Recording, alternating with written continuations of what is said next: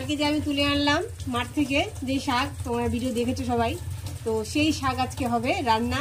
তো তোমাদের এই রান্নার বন্ধুরা তোমরা অবশ্যই কমেন্টে জানাবে। তো আমার জানা নেই যে শাকে পেঁয়াজ দেয়, আমি জানি শাকে লঙ্কা দেয় না, লঙ্কা আর রসুন দেয়। তো এখন পেঁয়াজটা কেটে নিচ্ছে কুটি কুটি করে।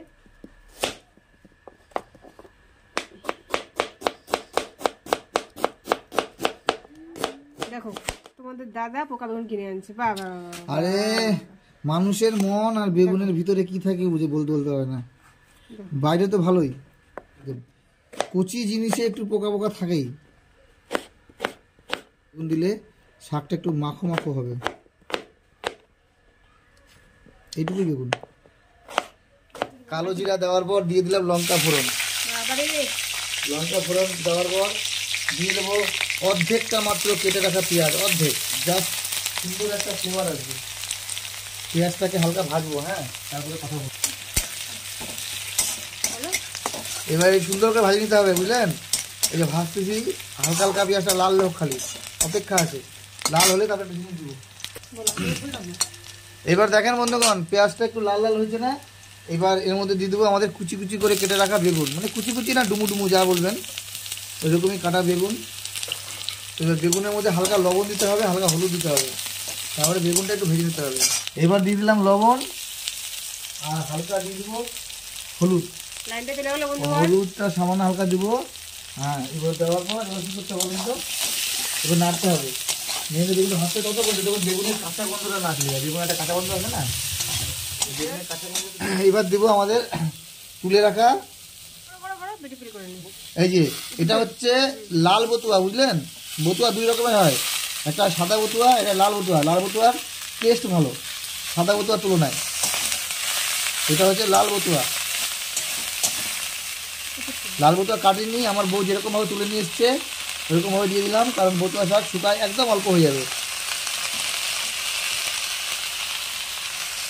দেখে মনে হচ্ছে এক কড়াই, কিন্তু হবে এক বাটিও হবে না।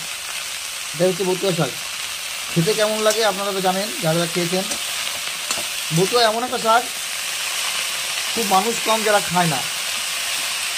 আর এটা চাষ হয় না, এটা হচ্ছে গিয়ে ন্যাচারালি হয়, প্রকৃতিগতভাবে হয়, এর কোনো চাষ হয় না।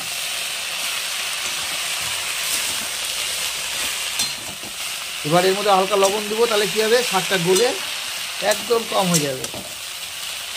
হলুদ দেবো না, শুধু লবণটাই দেবো, কারণ হলুদ দেওয়ার দরকার নেই। শাক একটু সবুজ হলেই ভালো, সবুজ সবুজ শাক টেস্টি থাকবে। জল ছেড়ে দিয়েছে দেখেন, এখনই কমে গেল, তাহলে ভাবেন এই শাক কোথায় যাবে।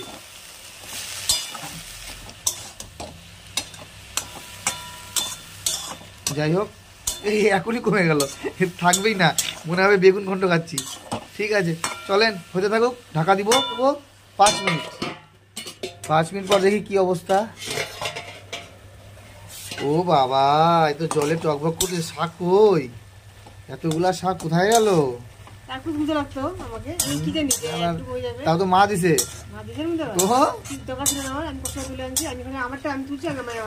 দেখো তো শাক নাই। যাই হোক, এটাই অনেক হবে, এটা 2বার খাই পারবো না, শাক তো অল্পই খায়, শাককে ভাতের মতো খায়। এবার আবার ঢাকা দিব।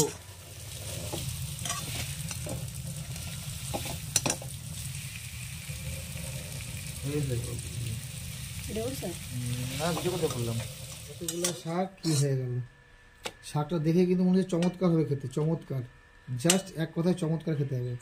তার মধ্যে হচ্ছে এটা লাল বতুয়া, লাল বতুয়ার টেস্ট বেশি।